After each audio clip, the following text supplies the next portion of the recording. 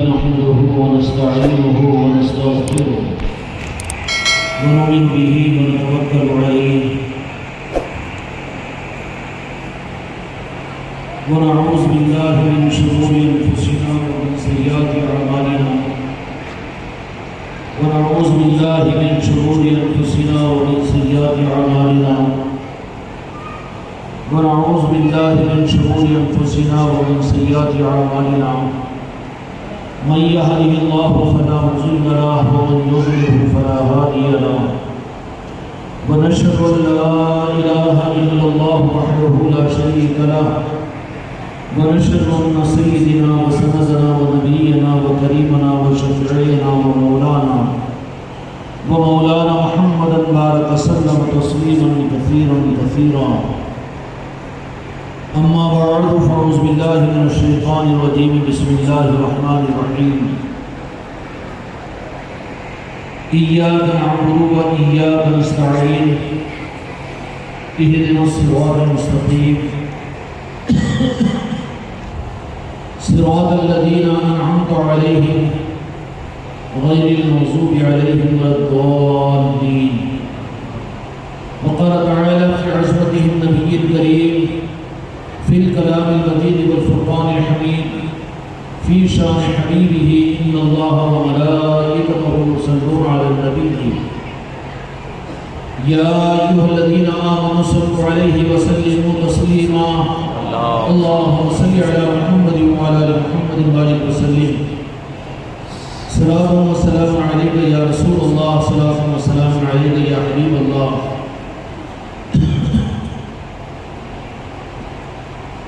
عزیزان اکرام،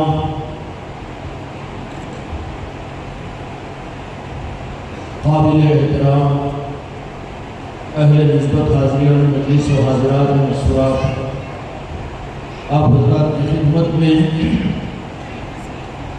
اس مجلس کی شرکت کی مبارکباد پیش کرتا ہوں۔ اللہ تبارک و تعالیٰ کا نواز ہے، وہ اپنے بندے کے کسی چھوٹے عمل پر بھی بہت زیادہ نوازشوں کے دروازے کھول سکتا ہے۔ اس لیے اللہ تبارک و تعالیٰ ہم کو اور آپ کو ان موقعوں کی قدردانی کی توفیق عطا فرمائے جس پر اللہ تبارک و تعالیٰ کی بارگاہ میں قبولیت کے دروازے کھل جاتے ہوں۔ صادق بندے کی پہچان یہ ہے کہ وہ ہمیشہ ان لمحات کے انتظار میں رہتا ہے اور ان اوقات کے منتظر انتظار کے اندر میں رہتا ہے کہ جہاں پر اللہ تعالیٰ کی نوازشوں کے دروازے اس کے لیے کھل جائے۔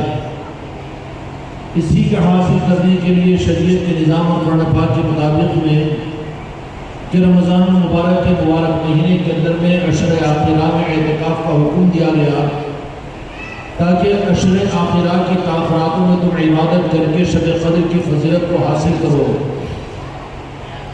اسی طریقے سے احادیث کے اندر میں یہ بات آتی ہے کہ جمعہ کے دن کوئی ایک ایسی ساعت ہوتی ہے جس پر اللہ تبارک و تعالیٰ کی طرف سے بندوں کے لیے نہ قبولیت کا کوئی سوال نہیں، بلکہ اس وقت میں بندہ جو بھی چاہے گا اللہ تعالیٰ اس کی وہ دعا کو قبول کرے گا، اس کی اس چاہت کو پورا کرے گا۔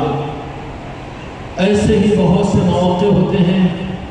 حجازان اکرام اس وقت میں حج سے فارغ ہو کر اپنے وطنوں کو واپس ہو رہے ہیں، وہاں پر بھی یہ موقع ان کو دیا گیا کہ پہلی نظر جب کعبۃ اللہ کی پر پڑی تو اس وقت میں بندہ جو بھی دعا مانگتا ہے اللہ تبارک و تعالیٰ اس کو رد نہیں فرماتے۔ ایسے ہی اللہ تبارک و تعالیٰ کی طرف سے اپنے بندوں کے لیے خاص اوقات پر خاص نوازشیں اور خاص نعمتیں عطا کی جاتی ہے، لیکن یہ نعمتیں اور نوازشیں ایک تو ہے عبادات کا نظام، ایک تو ہے اللہ کو راضی کرنے کے لیے پوری زندگی، اور ایک تو ہے سنت اور شریعت پر عمل کرنے کا نظام۔ لیکن ایک اللہ تعالیٰ کی طرف سے ایک رخ یہ بھی ہوتا ہے کہ بندے اللہ تبارک و تعالیٰ کی طرف میں اس لمحے کا، اس رخ کا اور اس لمحے کا، اس گھڑی کا انتظار کرے جس پر اللہ تبارک و تعالیٰ ان بندوں کو اس لمحے کی برکت سے بہت زیادہ نواز دیتا ہے۔ سچے اور خدا کی نظر کے اندر میں سعید بندے وہ ہوتے ہیں جو اپنی پوری زندگی کی عبادتوں پر نظر نہیں کرتے یا اپنی عبادات کے اوپر انہیں ابھی بلکہ وہ تو صرف اس لمحے کی تلاش میں رہتے ہیں کہ اللہ تبارک و تعالیٰ اس لمحے کی برکت سے ان کو اپنی بارگاہ میں قبول فرما لے۔ ان لمحات کا انتظار کرتے رہنا یہ کسی بندے کی سعادت مندی اور سعید ہونے کی علامت ہے، بالمقابل اس کے کہ آدمی یہ سمجھ لے کہ میں تو عبادت گزار ہوں اور میں تو دیندار ہوں اور میں تو حاجی اور نمازی ہوں اور میں تو خانقاہ والا ہوں، میں تو پیر و مرشد ہوں اور نمازی ہوں اور مرید ہوں اور خلیفہ ہوں۔ اعمال اور عبادات کے اعتبار سے اپنی ذات کے اوپر یہ سوچنا شروع کر دے کہ گویا کہ اللہ پر حق ہے کہ اللہ تبارک و تعالیٰ ہم کو نوازنا ہی نوازنا ہے، لیکن رب العالمین کا قانون کچھ علیحدہ ہے کہ اللہ تبارک و تعالیٰ کے نوازنے کے لیے خدا کی قانون کے مطابق قرآن مجید میں خدا نے جس بات کو شرط بنایا وَأَنْتُمُ الْفُقْرَاءُ وَاللَّهُ غَنِيٌّ، اللہ دینے والا، جس آیت شریفہ کا مفہوم عرض کر رہا ہوں، اللہ عطا کرنے والا اور بندے لینے والے، محتاج بندہ اور ساری خلقت، اور رب کی ذات وہ عطا کرنے والی، عطا کرنے میں وہ کسی کے محتاج نہیں۔ واللہ غنی، غنی کی ذات رب کی ہے اور محتاج محض بندے ہیں۔ لیکن سوال یہ پیدا ہوتا ہے کہ وہ غنی جن کو محتاج کہتا ہے، ہم محتاج تو بنے، اور اللہ تبارک و تعالیٰ چاہتا بھی ہے کہ محتاجی اپنی ظاہر کرو۔ وَأَنْتُمُ الْفُقْرَاءُ، لفظ فقر کا استعمال کیا گیا۔ فقیر کے معنی فقیر وہ ہوتا ہے کہ جو مانگنے میں اپنے کو محتاج نہیں سمجھتا، بلکہ اس کا دل بھی فقیری کو لیے ہوئے ہوتا ہے، عاجزی اس کی پہچان ہوتی ہے، انکساری اس کی پہچان ہوتی ہے، سوال کرنا اس کی پہچان ہوتی ہے، اور اپنے آپ کو نااہل اور اپنے آپ کو مفلس اور غریب سمجھنا اس کے دل کی کیفیت ہوتی ہے۔ وَأَنْتُمُ الْفُقْرَاءُ، کہ تم سارے کے سارے فقیر ہو، وَاللَّهُ غَنِيٌّ۔ سوال یہ پیدا ہوتا ہے کہ اللہ تبارک و تعالیٰ نوازے گا فقیروں کو، اللہ تعالیٰ نوازے گا فقیروں کو۔ ہم نے اپنے آپ کو عمل والا بنانے کے راستے پر تو ڈالا، ہم نے اپنے آپ کو اچھا بنانے کے راستے پر تو ڈالا اور اپنی اصلاح کرنے کے راستے پر تو ڈالا، لیکن اس آیت شریفہ کے اندر اللہ تبارک و تعالیٰ نے جو یہی بات فرما دی کہ میں چاہتا ہوں کہ میں تم کو عطا کروں اور میری غنا کے دروازے تمہارے لیے کھل جائیں، اس کے لیے ضروری ہے کہ تم فقیر بنو۔ تو پھر فقیر سے مطلب کیا؟ فقیر سے مطلب بھکاری نہیں ہے، بلکہ فقیر رب جو چاہتا ہے کہ وہ فقیر ایسا ہو کہ اپنے قلب و دل کے اعتبار سے اللہ کے سامنے اپنے آپ کو محتاج کل سمجھے، اور ہر رخ کے اعتبار سے اپنے آپ کو محتاج مانے، اور ہر حال اور ہر لمحے کے اندر میں اس کی نظر غنی پر، رب کی ذات پر ہو۔ اب یہ فقیر بننے کا نظام آسان ہو جائے گا کہ ڈاکٹر کہاں بنتے ہیں تو کہا جائے گا میڈیکل کالج میں، انجینئر کہاں بنتے ہیں تو کہہ دیا جائے گا کہ انجینئرنگ کالج میں، عالم کہاں بنتے ہیں تو مدارس دینیہ میں، حافظ کہاں بنتے ہیں تو یقیناً مکتب اور مدرسوں کے اندر میں، حکیم کہاں بنتے ہیں تو مطلب میں، ہر جگہ بننے کی جگہ الگ ہوتی ہے۔ لیکن رب العالمین سے اگر پوچھیں کہ یا اللہ تو نے تو غنی اپنے آپ کو، کہ تیری غنی کا ہونے کا عالم کیا ہے؟ کسی سخی کی سخاوت کو اس کی سخاوت سے پہچانا جا سکتا ہے، لیکن رب وہ غنی اور وہ سخی ہے کہ دنیا کے سخیوں کے دینے سے اس کے خزانوں میں کمی ہوتی ہے، لیکن رب غنی ہے۔ غنی اس کو کہتے ہیں کہ جو دینے سے اس کے خزانے میں کوئی کمی نہ ہوتی ہو۔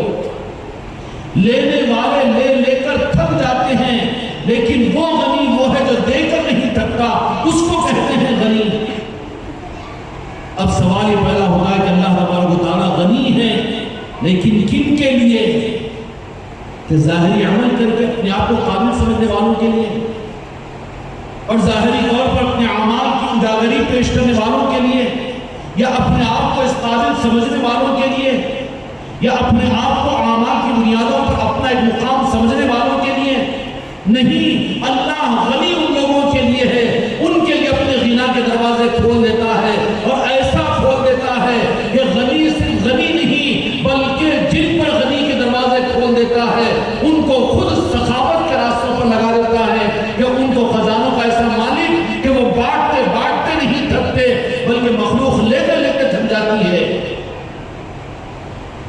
تبارک و تعالیٰ اس حقیقت کے بھی سمجھنے کی توفیق عطا فرمائے۔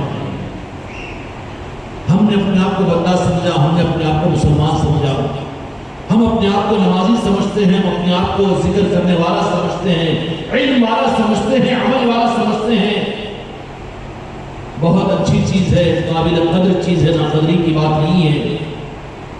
اللہ کی دی ہوئی توفیق اور ہدایت کے اوپر بندے کو قدر کرنا چاہیے، لیکن وہ چیز کو حاصل کرنے کی فکر کرو کہ جہاں پر رب العالمین نے یہ بات بتا دی اور ارشاد فرما دیا کہ میں غنی ان لوگوں کے لیے ہوں، اور میں ایسا غنی کہ میرے بنا کے جب دروازے کسی پر کھلتے ہیں تو پھر وہ خود اپنی ذات میں غنی بن جاتے ہیں۔ غنی کی اور ایک صفت یہ ہوتی ہے کہ وہ محتاج نہیں ہوتا بلکہ دینے والا ہوتا ہے، وہ لینے والا نہیں ہوتا بلکہ عطا کرنے والا ہوتا ہے۔ یہ شان غنی کی ہے، واللہ غنی، اللہ غنی ہے۔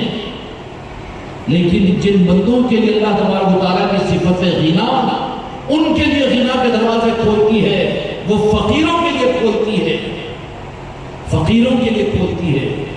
سوال یہ پیدا ہوتا ہے کہ ہر ڈاکٹر میڈیکل کالج میں بنیں گے، اسی طریقے سے علماء اور حفاظان اکرام، مفتیان عظام، یہ مدارس دینیہ میں بنیں گے، حاجی حج کر کے حاجی بن جائے گا۔ لیکن سوال یہ پیدا ہوتا ہے کہ فقیر کیسے بنے؟ فقیر بنتے کہاں ہیں؟ فقیر بننے کا نصاب کیا ہے؟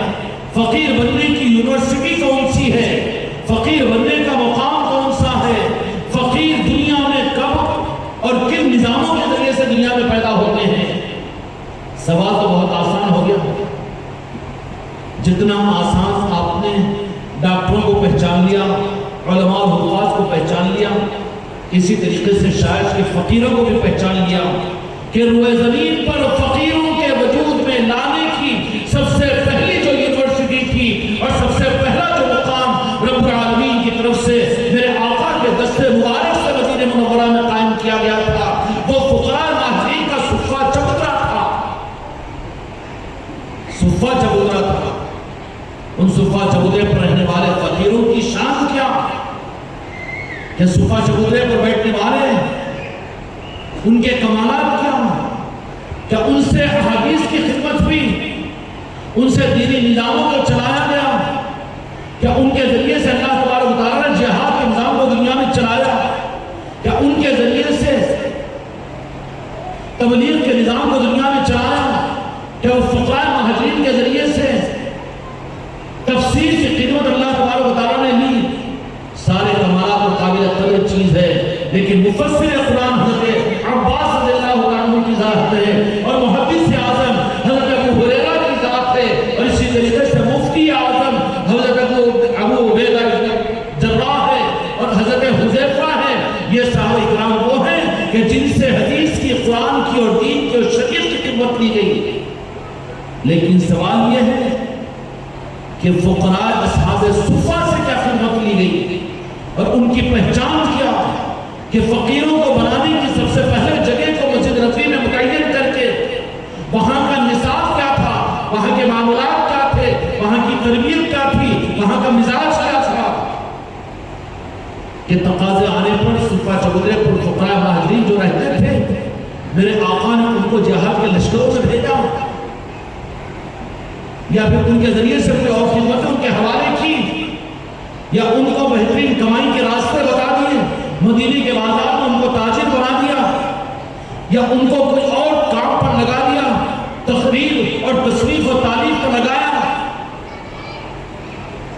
وَأَنْتُمُ الْفُقْرَاءُ، فقراء کا نصاب جو طے کیا، اس کے لیے جگہ متعین فرمائی،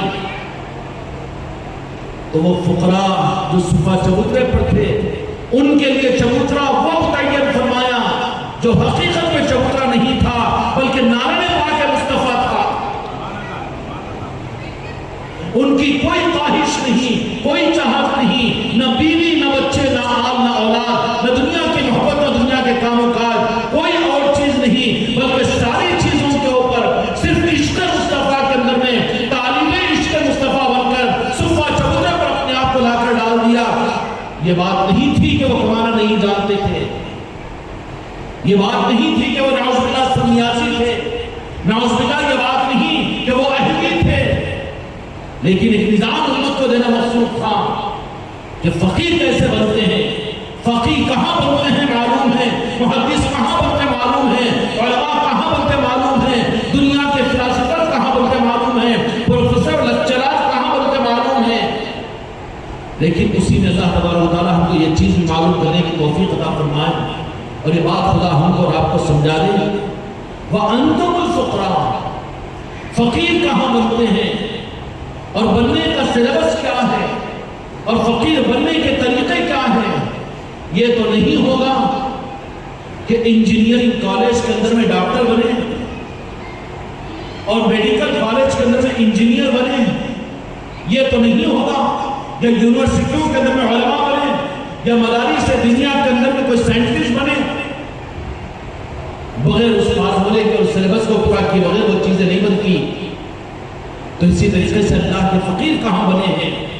بننے کی جگہ میرے مصطفیٰ نے میدان جہاد کو نہیں بنایا، مسجد نبوی کے اعمال کو نہیں بنایا، جہاد کے میدانوں کو نہیں بنایا، تصویر و تعریف کو نہیں بنایا، بلکہ مجھے کھل کر کہنے دیجئے کہ ایک وہ مقام طے فرمایا جہاں پر اللہ کے فقیر بنے ہیں اور قیامت تک اللہ کے فقیر کے بننے کا ایک کورس متعین فرما دیا، اور وہ صفہ چبوترا تھا جہاں پر فقراء صفہ وہاں پر بیٹھے رہتے تھے، نہ کھانے کی چاہت ہے نہ پینے کی چاہت ہے نہ دنیا کے اور کوئی چاہت ہے، بلکہ وہ صرف نعرہ پاک کے مصطفیٰ کو تکتے بیٹھے ہوئے رہتے، تکتے ہوئے بیٹھتے، موقع مل جاتا تو کچھ کھا لیتے، اگر ہو جاتا موقع تو پی لیتے، اور کچھ بھی اگر موقع مل جاتا تو اپنی ضروریات زندگی کو پورا کر لیتے۔ لیکن یہ بات کہ ان اصحاب صفہ کی خصوصیت یہ کہ نہ وہ شکایت کرتے نہ طلب کرتے، اہل طریقت کو اچھی طرح سے ہم کو سمجھ لینا چاہیے، اگر ہم اپنے آپ کو اہل طریقت سمجھتے ہو تو گویا کہ ان فقیروں کے کرم فرما کر، فقیروں نے کرم فرما کر، ہندوستان والوں کی خوش قسمتی ہے یہ کہ یہاں پر وہ فقیروں کی سب سے بڑی فیکٹری کی صورت کے اندر میں سلطان الہند خواجہ خاقان کی چوکھٹ کو بنا دیا۔ انہوں نے اکرام کی چوکھٹیں، ان کے نظام، ان کا کورس، ان کے طریقے اور ان کی تیاری دنیا میں شانوں کو تیار نہیں کرتی بلکہ فقیروں کو تیار کرتی ہے۔ وہاں پر ان کی شان اللہ کے فقیروں کی ہوتی ہے، اور اللہ کے فقیر وہ ہوتے ہیں جو مخلوق کو دینے والے اور خالق کے فقیر ہوتے ہیں، اور جو دعویٰ کرے کہ ہم خالق کے فقیر ہیں، اللہ کے فقیر ہیں اور مخلوق سے مانگے، یہ شان کے خلاف کی بات ہے۔ اللہ کی غیرت دوبارہ نہیں کرتی کہ اس کے فقیر کو مخلوق کے ساتھ میں ہم ہاتھ کو پھیلانے کی اس کو محتاج بنایا جائے، بلکہ یہ تو وہ ہوتے ہیں جو عطا کرنے والے ہوتے ہیں مخلوق کو، انسانوں کو، اور وہ عطا کرتے کرتے اور دیتے دیتے نہیں تھکتے، مخلوق ان سے لیتے ہوئے تھک جاتی ہے۔ اور کیا دیتے ہیں؟ دین بھی دیتے ہیں، دنیا بھی دیتے ہیں، آخرت بھی دیتے ہیں، زندگی بھی دیتے ہیں، موت بھی دیتے ہیں، حیات بھی دیتے ہیں، روح بھی دیتے ہیں، جسم کا وجود بھی دیتے ہیں، سب کچھ اللہ تبارک و تعالیٰ اپنے فقیروں کو عطا کر دیتا ہے کہ تمہارے لیے ہم نے غنا کے دروازے کھول دیے اور ہم نے تمہیں اپنے صفت غنا کا مظہر بنا دیا، اب تم با اختیار ہو کہ مخلوق کو جو چاہے تم عطا کرو۔ یہی ان کے تصرفات ہوتے ہیں اولیاء اکرام کے۔ پیرانے پیر سرکار غوث اعظم دستگیر رحمت الرضوان کے سامنے یہودیوں عیسائیوں نے تانا دیا کہ بڑی کرامت تو حضرت عیسیٰ علیہ السلام کی کہ مردوں کو زندہ کرتے تھے، لیکن تانے کی صورت میں کہا کہ ایسی کوئی کرامت تمہارے آقا جن کا تم نام پڑھتے ہو محمد رسول اللہ صلی اللہ علیہ وسلم کے حیات ظاہرہ کے اندر میں موجود ہے؟ کہا کہ رک، وہاں کہاں جا رہا؟ میں پنجتن پاک کا غلام آل رسول اور ان کے آل کے اندر میں ہوں، لیکن میرا نام عبدالقادر ہے۔ یہ معجزات اور یہ کرامت تو ہمارے ہاتھ پر بھی معجزہ نبیوں کے ہاتھ پر ہوا، لیکن وہ کرامت ہمارے آل اور ہم ان کی آل ہونے کے حیثیت سے رب پر مجھے یقین ہے کہ ہمارے ہاتھ پر بھی ظاہر ہوگا۔ کہا کہ مردہ ہے زندہ کیجیے،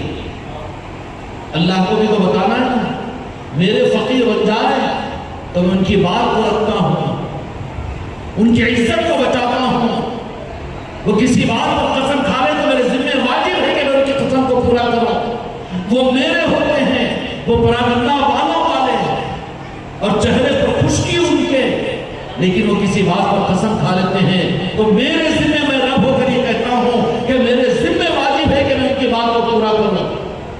پیرانے پیر غوث الاعظم دستگیر رحمۃ اللہ نے فرمایا کہ جہاں کہاں جا رہا ہے ہمارے نانا جان کی طرف میں، آجا ہماری طرف میں، ہم بتا دیں گے۔ کہاں نہ مرتے ہیں، کہا کہ مردے کو زندہ کرو، کہا کہ یہ مردے کو زندہ کر دیں۔ پیرانے پیر غوث الاعظم دستگیر رحمۃ اللہ نے کہا قم باذن اللہ، کیسے زندہ کیا تھا عیسیٰ علیہ السلام نے؟ یہی پڑھ کر، یہی کہہ کر اللہ کے حکم سے کھڑا ہو جا، زندہ ہو جا۔ ایک مرتبہ، دو مرتبہ، تین مرتبہ، لیکن مردہ زندہ ہو کر نہیں دے رہا ہے۔ پیرانے پیر غوث الاعظم متوجہ ہوتے ہیں، ان کے کنیکشنز ہوتے ہیں، عرش الہی سے تار جڑے ہوئے ہوتے ہیں، مدینے کی چوکھٹ سے ان کی نسبتیں ہوتی ہے۔ ان کو اپنے جیسا نہ کہو، جب ان کے غلاموں کو اپنے جیسا نہیں کہہ سکتے تو پھر آقا کے، ان غلاموں کے آقا اور میرے مصطفیٰ محمد رسول اللہ کا کیا معاملہ ہوگا؟ بڑا بدعقیدہ ہے، لعنت بدعقیدوں کے اوپر جو میرے مصطفیٰ کو اپنے جیسا کہے۔ اللہ تعالیٰ اس لعنت سے ہماری نسلوں کی حفاظت فرمائے۔ کہا کہ عبدالقادر اب تو تمہاری شان بسانا ہم کو مقصود ہے، یہ مت کہو قم باذن اللہ اللہ کے حکم سے، بلکہ ہم تو تم کو ظاہر کرنا چاہتے ہیں۔ کہو عبدالقادر قم باذن اللہ، نہیں قم باذن عبدالقادر۔ تین مرتبہ اذن اللہ کہا تو مردہ ہے کہ زندہ ہو کر نہیں دیتا، پھر کہا کہ اذنی، میرے حکم سے عبدالقادر کے حکم سے کھڑا ہو جا۔ وہ مردہ اپنے زندگی کی ثبوت دینے کے لیے وقت اپنی زمین پر کھڑا ہو گیا۔ کیا مطلب تھا؟ اللہ تبارک و تعالیٰ کے جو فقیر بنتے ہیں خدا انہیں ایسا غنی بنا دیتے ہیں۔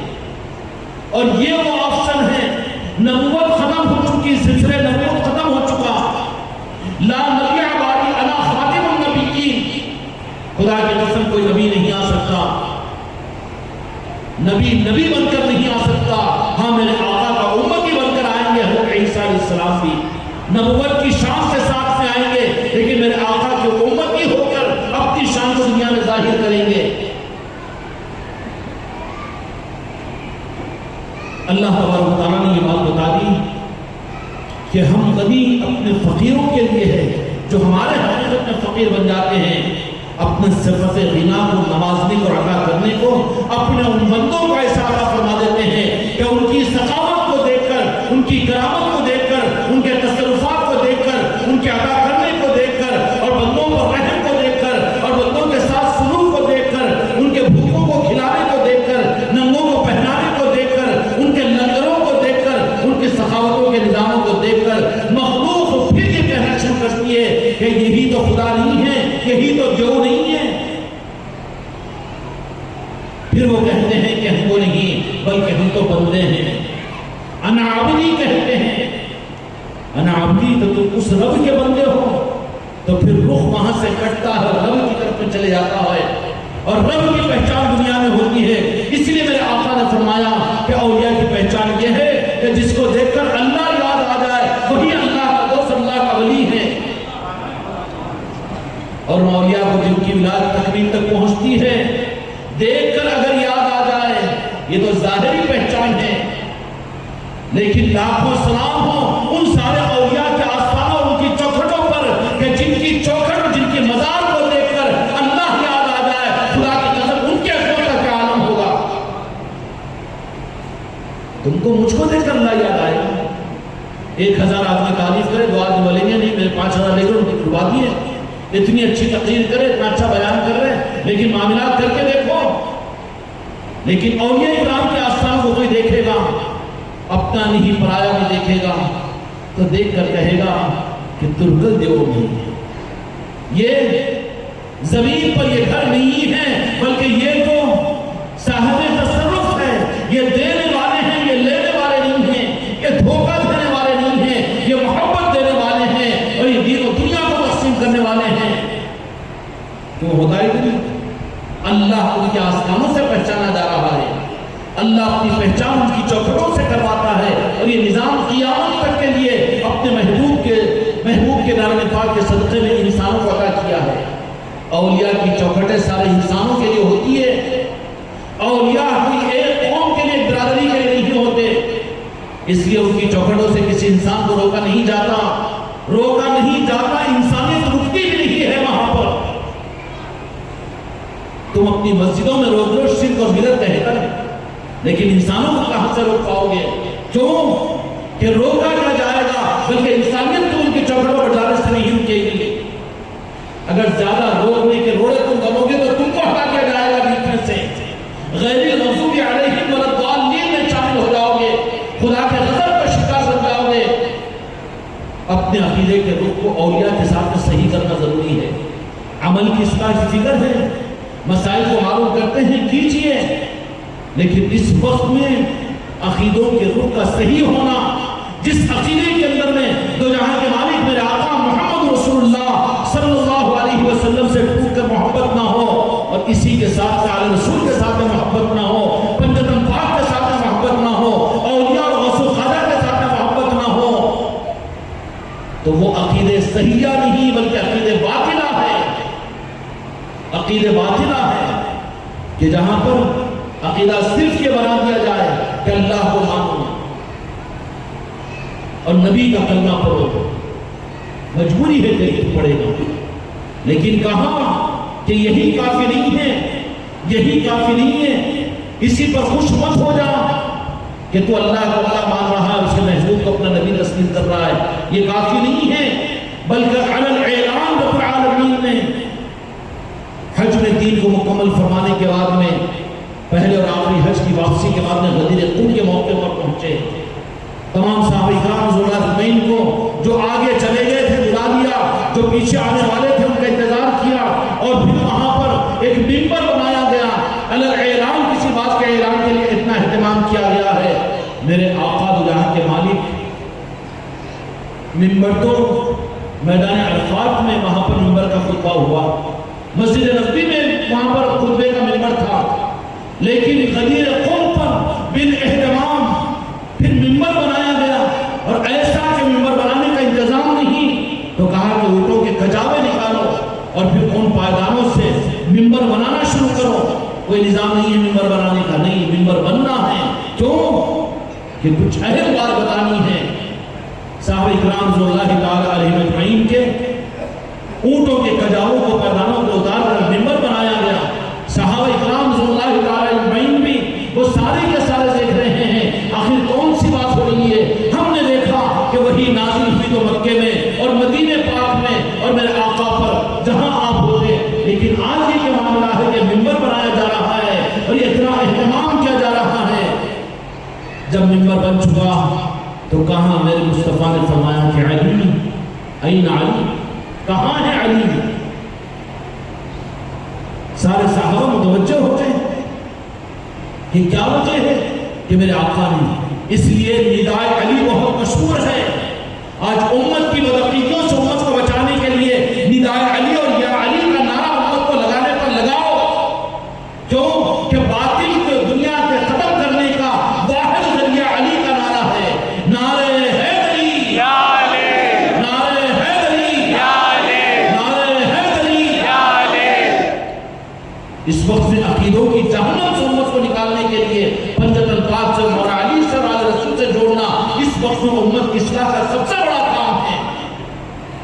عملوں کی اصلاح کی فکر ہے، کیجئے، ہم نہیں روکتے، لیکن اس سے زیادہ ضروری ہے کہ ان عملوں کی قبولیت کے جو عقیدہ صحیح ہونا چاہیے۔ اس کی مثال تو یہی ہو جائے گی کہ نماز کے شوق میں کعبۃ اللہ پر نماز پڑھنے کے لیے چلے گئے، لیکن پوچھنے والوں نے پوچھا کہ نماز پڑھ رہے کعبۃ اللہ کے اندر میں؟ ہاں۔ آپ کو وضو بھی ہے؟ نہیں، کعبے میں آ کے وضو کرنے کی کیا ضرورت ہے؟ ہاں، ہوگی نماز۔ عمل تم کو مبارک ہے، بالکل کیجئے، لیکن یہ بھی سوچئے کہ دین کا وضو بھی ہوا کہ نہیں ہوا۔ دو جہاں کے مالک سے ٹوٹ کر محبت کرنا یہ شریعت کا وضو ہے، اور پنجتن پاک اور آل رسول سے، آل علی اور آل علی سے محبت کرنا اور اہل بیت سے محبت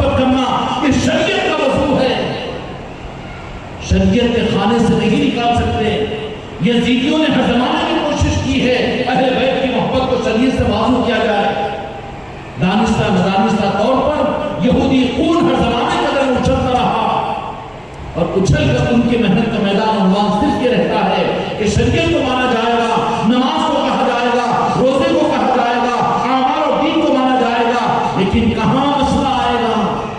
مسئلہ صرف وہی آل رسول کی محبت پر آئے گا، مولا علی کی عظمت پر آئے گا، جس کو میرے آقا نے سند دے دی کہ علی کی محبت ایمان کی دلیل ہے اور علی سے بغض یہ نفاق کی علامت ہے۔ کہیں وہ نفاق ہمارے رات کے لیے وہ کینسر ہمارے دل میں تو نہیں ہے؟ اللہ تعالیٰ اس بیماری کی فکر کی بھی مجھ کو رات کو توفیق عطا فرمائے۔ اس کا علاج صرف تعویلات نہیں ہے، اس کا علاج تعویلات نہیں ہے۔ کینسر ہے آخری اسٹیج کا تو دوا اور گولیوں سے اس کا علاج نہیں ہوتا، بلکہ لاسٹ ڈائگنوز اس کے لیے سرجری ہوتی ہے۔ ہم بھی تو مولا علی کو مانتے ہیں، صحابی مانتے ہیں، خلیفہ راشدہ میں مانتے ہیں، اور حضرت علی کرم اللہ وجہہ الکریم کہتے ہیں نہیں، بلکہ حضرت علی کو مولا ماننا پڑے گا، مولا ماننا پڑے گا۔ مولا کا مطلب مدد کرنے والا، دستگیری کرنے والا، سنبھالنے والا، عطا کرنے والا، نوازنے والا، دینے والا، عطا کرنے والا، ہر منزل کے اوپر جو دستگیری ہوگی وہ مولا کے ذریعے سے، مولا علی کے ذریعے سے ہوگی۔ یہ ہے مولا کے معنی۔ تعبیرات کی جاتی ہے کہ مولا کے معنی تو بہت سے، ڈکشنریاں تم کو مبارک، ڈکشنریاں تم کو مبارک، تعبیرات تم کو مبارک، لیکن ہم تو ایمان کی دلیل دینے کے لیے علی کو مولا مانتے ہیں۔ اور پھر کیسے مولا؟ ایسے مولا کہ میرے آقا دو جہاں کے مالک تک تو خدا نے دین کے نظام کو، شریعت کے نظام کو نبیوں سے چلایا، لیکن غدیر قوم کے موقع پر فرما دیا کہ اب نبوت میں ختم ہو چکی، رسالت میں ختم ہو چکی، اب میں تمہارے ہاتھ میں قیامت تک، اے میری امتیوں اور میرے کلمہ پڑھنے والوں، تم کو میں مولا کے حوالے کر رہا ہوں، مولا علی کے حوالے کر رہا ہوں۔ من کنت مولا ہو فہذا علی المولا، کہ جن جن کا مولا میں ہوں ان کا مولا علی مولا ہے۔ کیا مطلب ہوا کہ دو جہاں کے مالک نے اپنی پوری امت کو مولا کے حوالے کیا۔ اب کہو مولا علی سے اپنے عقیدوں کو دور رکھنا عقیدہ ایمان کے خلاف ہے کہ نہیں ہے؟ یہ کوئی جذباتی چیز نہیں ہے، اس پر پردے ڈالنے کے لیے یزیدی اور ظالموں نے بہت گل کھیلے ہیں اور ہر صدی کے اندر میں الگ الگ رنگ چڑھائے ہیں۔ کبھی تو شیعت کہہ دیا گیا، کبھی تو راوسیت کہہ دیا گیا، اور کبھی تو کچھ کہہ دیا گیا، اور کبھی تو صحابہ کرام کا گستاخی کا ان کو فتویٰ دیا گیا۔ نہیں، علی والے صحابہ کے گستاخ نہیں ہوتے، جو ہے وہ ہے نہیں مولا علی والے۔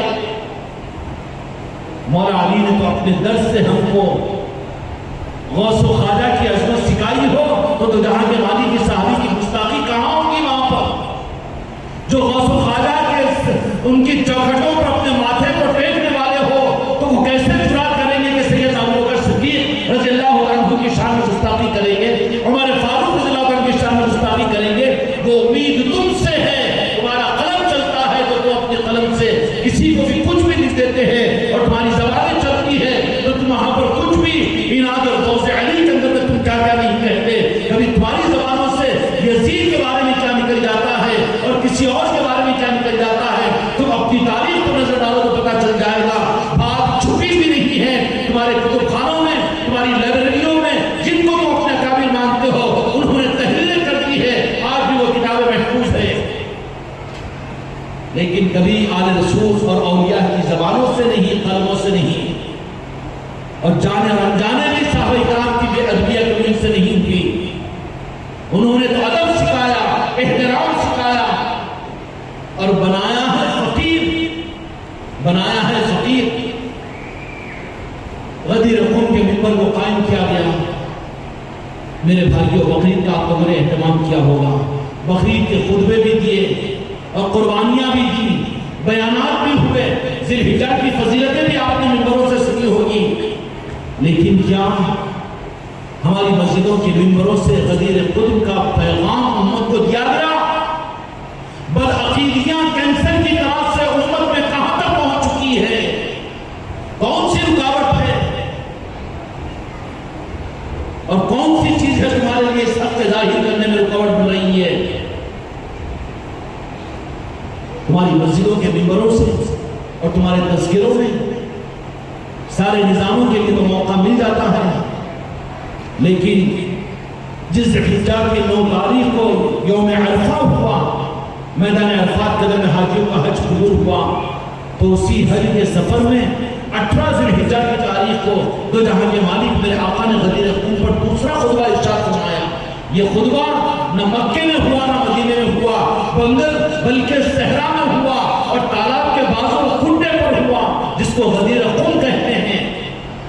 بالاہتمام ہوا، بلایا گیا، دعوت دی گئی اور سمجھایا گیا، اور پھر کیا کون سا پیغام دیا کہ وہاں تو آیت شریفہ نازل ہوئی، اليوم اکملت لکم دینکم واتممت علیکم نعمتی ورضیت لکم الاسلام۔ دین مکمل نہیں ہو سکتا تھا، ایک چیز کی کسر رہ گئی، اس کسر کو پورا کرنے کے لیے غدیر خون تھا کہ پورے دین کو تم قبول کر لیں اور پوری نمازی اور پوری عبادت گزار تم بن جائے، لیکن اگر مولا کی محبت اگر تمہارے دل میں نہ ہو تو دین انکمپلیٹ ہے، نامکمل ہے۔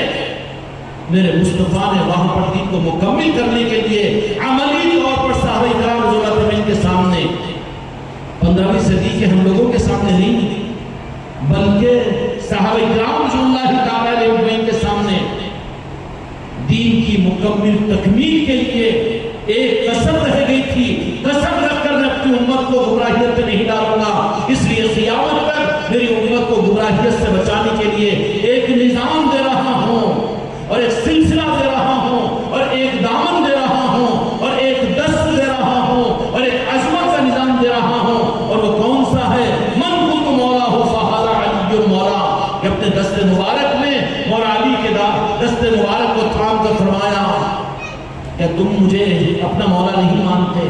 سارے صحابہ کرام نے فرمایا کہ یا رسول اللہ ہم اپنا مولا مانتے ہیں آپ کو، تو فرمایا کہ جو جو مجھے اپنا مولا مانتا ہے اس کے لیے ضروری ہے کہ علی کو وہ اپنا مولا مانے۔ اللہ تبارک و تعالیٰ اس حقیقت کو سمجھنے کی توفیق عطا فرمائے۔ جن کے اختیار میں ہو میرے بھائیوں، بدعقیدوں سے ڈر کر یہ کون سا کمپرومائزیشن ہے؟ اپنے عقیدوں کے حق کے اظہار کرنے کے لیے کیا رکاوٹ ہے؟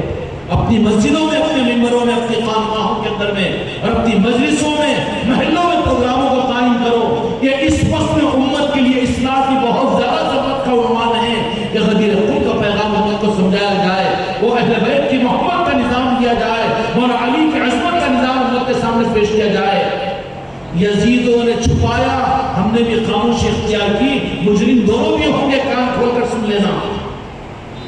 ارے وہ کہیں گے تو لوگ شیعہ کہیں گے، کس کو بخشیں گے؟ یزیدی نواز رسول کو نہیں بخشے۔ ان بدعقیدوں سے تم اس بات کو امید کہ یہ عنوان نکال دو تم اپنی اصلاح کے نظام میں، اپنی خانقاہوں سے، اپنی مسجدوں سے اور اپنے بیانات کے درمے سے، تو کیا تمہارا وہ ساتھ دیں گے؟ ان کا کام ہے، بچھو کا کام ہے ڈنک مارنا، اس سے تو پرہیز کرو اور دور رہو، لیکن اپنا راستہ اختیار کرو۔ اور اپنا راستہ کیا ہے کہ زندگی میں سب کچھ ہوا لیکن مولا کی عظمتوں کا اظہار نہیں ہوا۔ سب سے بڑا نمازی، سب سے بڑا دیندار، سب سے بڑا حاجی اور سب سے بڑا متقی، سب سے بڑا پیر بن کر بھی اگر مولا علی علیہ السلام کے ساتھ میں ذرہ برابر بھی بغض لے کر رب کی بارگاہ میں جائے گا، رب اس کے باوجود اس کو جہنم میں ڈال دے گا۔ بغض علی کے ساتھ میں کوئی جنت میں داخل نہیں ہو سکتا۔ کیوں؟ کہ بغض علی یہ پہنچائے گا بے اعتمادی عقیدے کی رب کی ذات تک، میرے مصطفیٰ کی ذات تک۔ معمولی چیز نہیں ہے۔ اللہ تعالیٰ اس حقیقت کو، اہل علم حضرات موجود ہے، وہ اس بارے میں تھوڑا سا توجہ دیں، شاید یہ بات بڑی بن جائے گی، ہو سکتا ہے کہ ہماری نجات کے یہی چیز کافی ہو جائے گی۔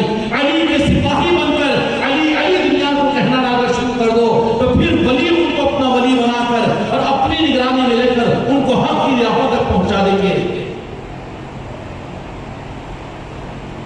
مولا علی کا معاملہ بلکہ حقیقت یہی ہے کہ آج ہم اپنے مزاج کے اعتبار سے ہر چیز کو یاد رکھتے ہیں۔ اگلا آنے والا محرم کون سا ہے؟ محرم الحرام کا مہینہ ہے، مہینہ محرم الحرام کا، بڑی سعادت اور اچھی چیز ہے۔ اگر یہ بھی بھول جائے تو دین کو بھول گیا، نہ شکرہ نہ کفرہ ہو گیا وہ تو کہ جن کے خون کے قطروں کے اور ان کی شہادتوں کے صدقے میں اسلام آج زندہ ہے، یہ اپنے کو مسلمان کہے اور محرم کا اہتمام نہ کرے، یاد حسین نہ کرے، اور میدان کربلا کے عنوان کے اوپر سنت کہنے کے لیے اس کو موقع نہ ملے، یہ تو نمک حرام ہے۔ یہ محرم کو تو ہم یاد کرتے ہیں، لیکن سوچے کہ کربلا وجود میں نہیں آتی اگر غدیر قم کو امت یاد رکھتی تو، خطبہ غدیر قم کو اگر یہ امت یاد رکھتی تو کربلا وجود میں نہیں آتی۔ خطبہ غدیر قم کو مولا علی کی عظمت کو بلایا ہے تو آل علی کے ساتھ میں ان کلمہ پڑھنے والے یزیدیوں نے حکومت کی لالچ میں نواسے رسول کو شہید کیا۔ آج سارے صلاحیتوں کی وجہ میرے بھائیوں کافی نہیں ہے کہ صرف محرم کو یاد کرے یا بزرگوں کے عرس کی تیاریاں ہم کریں، بہت اچھی سعادت کی چیز ہے، چھٹی شریف کا اہتمام کرے، 11ویں شریف کا اہتمام کرے، یہی تو امت کے لیے دین کا سہارا تھا جو ابھی تک باقی ہے، ورنہ ان کی تحریک اور جماعتوں سے تو دین اجڑ کر رہتا ہے دنیا میں، امت مختلف ہو جاتی ہے اور امت آپس میں منتشر ہو جاتی ہے، جوڑے جو رکھی ہوئی ہے وہ چیز وہ اولیاء کی محبت ہے، اعلی رسول کی محبت ہے جو آج تک امت کو امت بنائے رکھی ہوئی ہے۔ لیکن محرم کو تو ہم یاد کریں، بزرگوں کے عرس کو تو یاد رکھیں، بزرگوں کی تاریخ کو تو دہرائیں، ان کے نام کے تو سارے محاکمے کو کریں، لیکن غدیر قم جب پہلی صدی میں بلایا گیا تو نتیجے میں میدان کربلا وجود میں آئی۔ اس زمانے میں جب بلایا گیا تو اس کا اتنا دکھناک نتیجہ نکلا کہ کربلا وجود میں آئی۔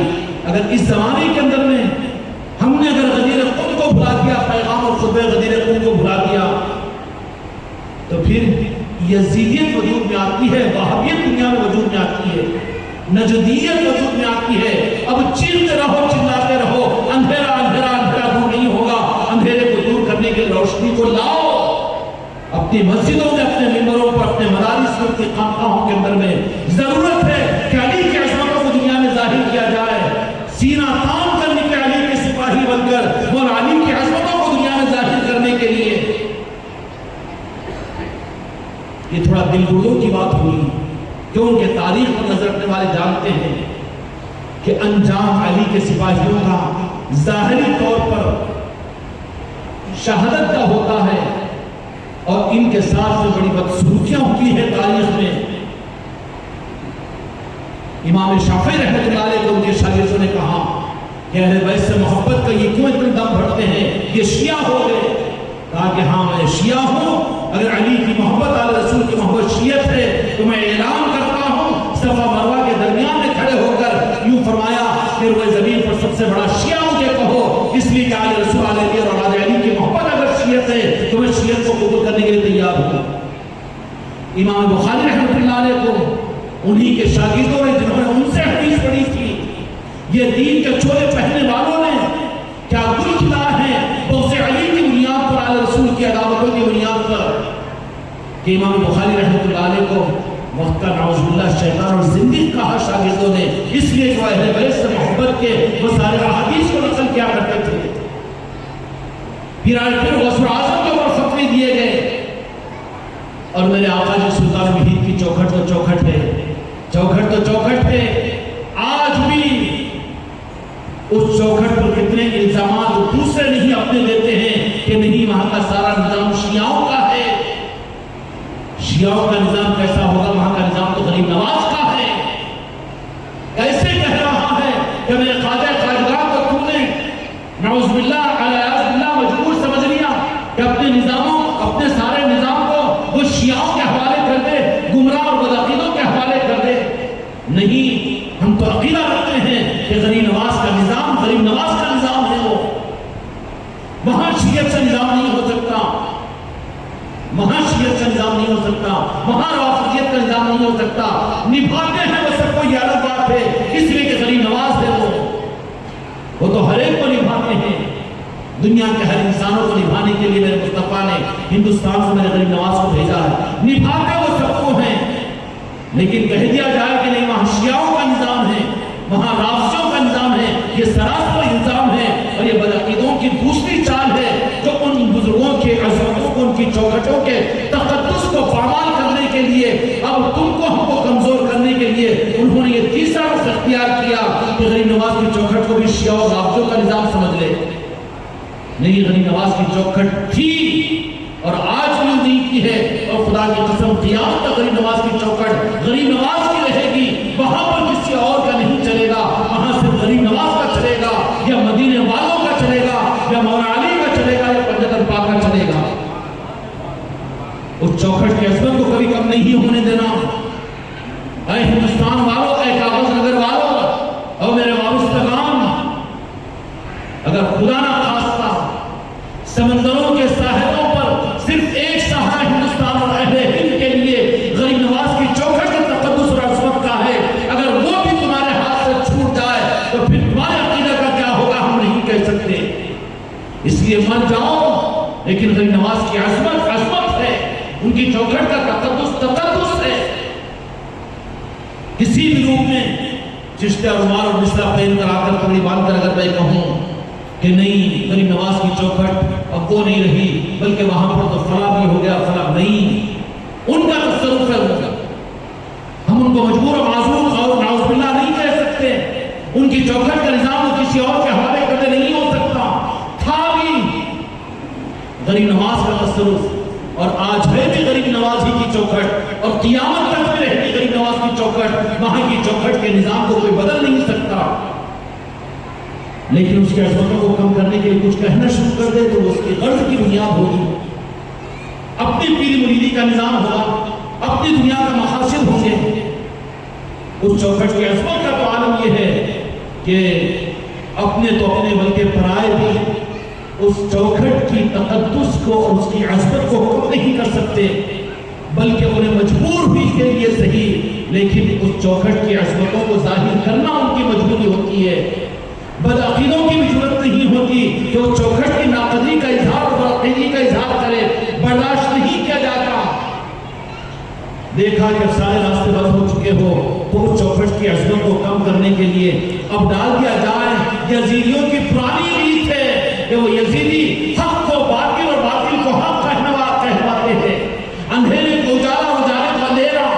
آج اس سچے دل کے ساتھ میں میرے غریب نواز سلطان الہند کا کوئی فقیر بن کر چلے جائے، خدا کی قسم آج بھی وہاں مدینے کی روشنی ملتی ہے، اور آج بھی عرش کی نسبت وہاں ملتی ہے، اور حق وہیں سے پھیلے گا، وہیں سے پھیل رہا ہے، اور قیامت تک وہیں پر پھیلتا رہے گا. ہے ہی ایک چوکھٹ غریب نواز کا سہارا. ہمیں ساری نسبتیں اور سارے اولیاء کے آستانے اور سارے روحانی اور دینی نظام، سارے پیرانے کامل، ساری خانقاہیں تو غریب نواز کی چوکھٹ کا صدقہ ہے. اگر اصل ہی سے کٹ جائے تو پھر کیا رہے گا؟ کیوں یہ فیوز نکل جائے تو لائٹ اور پنکھے تمہارے کیا کام کریں گے؟ سر پھٹکتے بیٹھو کہ یہ لائٹ یہ ٹیوبلائٹ کی مزدوری، لیکن کرنٹ نہیں، یہ کنیکشن کرپٹ ہو چکا ہے. ہندوستان کے ذرے ذرے اور ہندوستان کے ہر آستانے اور ہر اولیاء کی نسبت اور روحانیت کا مرکز، مدینے کی روشنی اور عرش کی توجہات اور عرش کا نظام ملنے کا نظام قیامت تک کے لیے رب العالمین اور میرے مصطفیٰ نے چوکھٹ غریب نواز کو بنایا ہے، اور یہ ساری انسانیت کو نوازنے کے لیے بنایا. سارے انسان کو نوازے جا کر اس کے عظمت اور تقدس میں، اور ایک کلمہ پڑھنے والا اور چوکھٹ سے دور ہو کر محروم ہو، اس کی بدنصیبی کی بات ہے. اللہ ہم سب کو چوکھٹ غریب نواز کا صحیح قدردان بنا دے، اور چوکھٹ کی نسبت پر اپنی آخری سانس لینے کی ہمیں توفیق عطا فرمائے. ہم وہاں پر جائے غریب نواز کی نسبت پر جاتے ہیں، ان کی چوکھٹ کی نسبت پر. کون کہہ رہا ہے کہ نہ جاؤ؟ یہ آواز کی ضرورت کیسے پیدا ہوئی کہ وہاں پر مت جاؤ؟ اس لیے کہ کیونکہ وہاں پر ان کا نوا نظام نہیں ہے، انہی کا نظام ہے. دھوکہ مت دو، غریب نواز ہی کی منشا چلے گی. پوری دنیا پر تو اپنے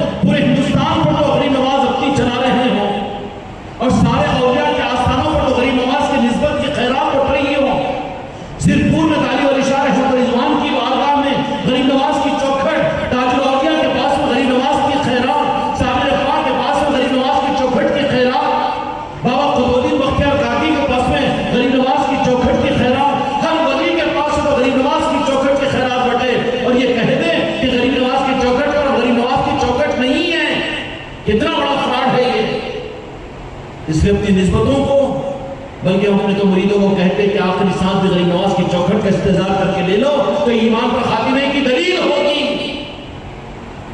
اس چوکھٹ کی عظمتوں کو ہم نہیں جانتے۔ اگر روحانی نظام کچھ حاصل ہے تو اوپر کے بزرگوں سے معلوم کیجئے، کہ استخارہ کیجئے، رب کی بارگاہ میں اپنے سر کو رگڑیے، کہ جن اولیاء کی چوکھٹوں کی نسبت میں حاصل ہے ان سے پوچھ لیجئے کہ غریب نواز کی چوکھٹ کیا ہے۔ بڑے بڑے اولیاء یہ کہنے پر آ جائیں گے، پیران پیر غوث اعظم یہ فرما دیں گے کہ بغداد شریف سے تو مصطفیٰ کی مرضی سے ہم نے اپنے لیے متعین کیا اپنی چوکھٹ کو، لیکن اہل ہند کے لیے غریب نواز کی چوکھٹ وہ ہے جس کو معین الدین کے لیے راس وزیر معلوم نے ہندوستان میں فرمایا، اور یوں فرمایا کہ اہل ہند کے لیے زندگی میں ایک مرتبہ سچے دل اور طلب کے ساتھ میں غریب نواز کی چوکھٹ پر اگر کوئی پہنچ جائے، قیامت کے میدان میں رب کی بارگاہ میں یہ کہہ دے کہ یا اللہ مجھ سے کچھ نہیں ہو سکا، لیکن تیرے محبوب کے محبوب ہند ولی کی چوکھٹ پر میں نے ان کی عصمت کے ساتھ میں پرتوا گیا ہوں، تو پیرانے پیر غوث اعظم نے فرما دیا کہ اس کی بنیاد پر اللہ اس کی مغفرت فرما دے گا۔ یہ عصمت ہے غریب نواز کی چوکھٹ کی، اور کیسے ہم سے ناقدری ہوگی؟ بتاؤ اگر غریب نواز کی ذات کی عظمتوں کو اگر کم کر دیا جائے تو پھر کہاں چمک رہے گی؟ سارے اولیاء کے آستانوں سے فیض کا نظام کہاں رہے گا؟